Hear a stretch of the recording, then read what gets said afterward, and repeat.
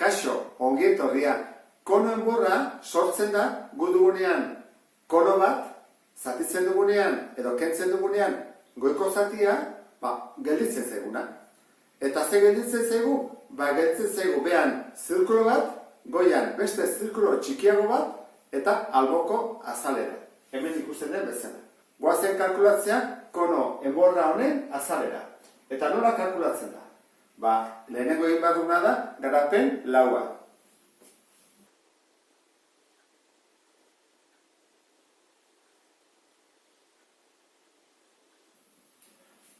Eta gutxi gora bera, garapen laua egin ondoren, egiten duguna izaten da datua jarri. Zenba da hau? 5 zentimetro. Zenba da hau? 10 zentimetro. Eta hau, sortzailea, 25. Orain formula jarriko ditugu, zen da zirkuluaren azalera, pi r berdi. Horra jarriko dugu, azalera oinarena, pi r berdi. Eta horrena ere bai, horran beste oinarena, pi r berdi. R hemen bada 5. Horran da, pi bider 5 berdi. 5 berdi da 25, ezta?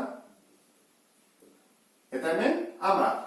10 bider da 10, 100. Horran da, pi bider 100. Hori egin bako dugu guk kalkulagailuekin.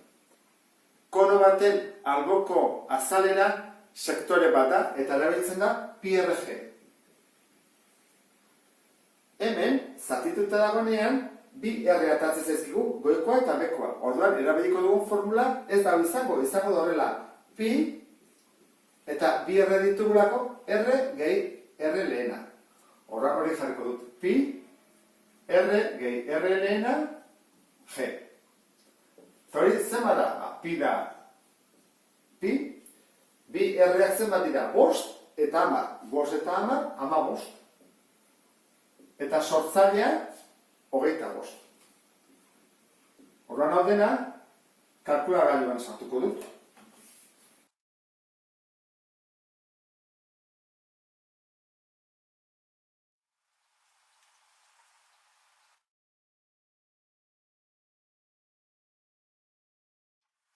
Beraz, zenba da azalera totala? Imako ditugu, 3 batu, ezta? Imako dugu, hau gehiago. Eta, ateako zaigu,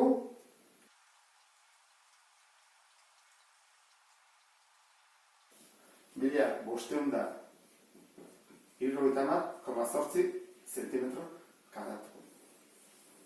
Eta, honekin, bukatzen dut problema hau. Beste bat arte, agur.